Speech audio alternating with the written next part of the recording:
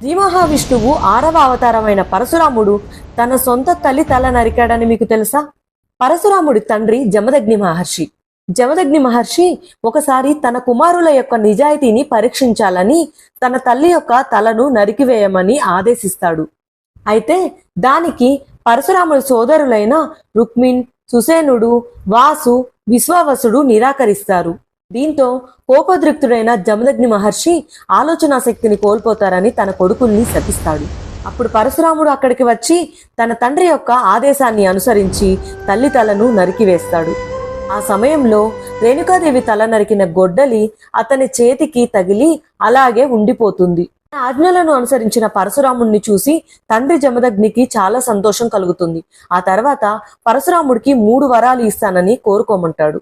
దానికి పరశురాముడు మొదటి వరంగా తన తల్లిని మళ్ళీ సజీవంగా చూడాలని కోరుకుంటాడు. 2వ వరంగా నలుగురు అన్నదమ్ములను శాప విముక్తులను చేసి వారి ఆలోచించే శక్తిని తిరిగి ఇవ్వాలని కోరుకుంటాడు.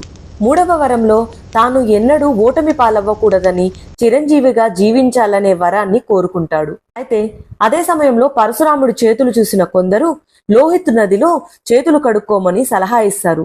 దీంతో పరశురాముడు తన చేతుల్ని నదిలో ముంచగానే ఆ గొడ్డలి అక్కడే పడిపోతుంది. అప్పటి నుండి ఆ ప్రదేశమే పుణ్యక్షేత్రంగా మారి పరశురాం కుంద్గా నిలిచింది. దీంతో ఏటా అక్కడ మకర సంక్రాంతి సందర్భంగా వేలాది మంది భక్తులు తరలివచ్చి ఆ క్షేత్రాన్ని సందర్శిస్తారు. ఇక్కడ మరో ఆసక్తికరమైన విషయం ఏమిటంటే ఈ ప్రదేశంలో హిందువులు అత్యంత పవిత్రంగా భావించే రుద్రాక్ష చెట్లు ఉంటాయి. దీంతో ఈ ప్రాంతం అరుణాచల్ ప్రదేశ్లోని అత్యంత అందమైన టూరిస్ట్ కేంద్రాల్లో ఒకటిగా నిలిచింది. ఈ విషయాల్ని మీరు మొదటిసారి విని ఉంటే మన ఛానల్ని సబ్స్క్రైబ్ చేసి కమెంట్స్లో ఓం నమో నారాయణాయ అని పెట్టండి.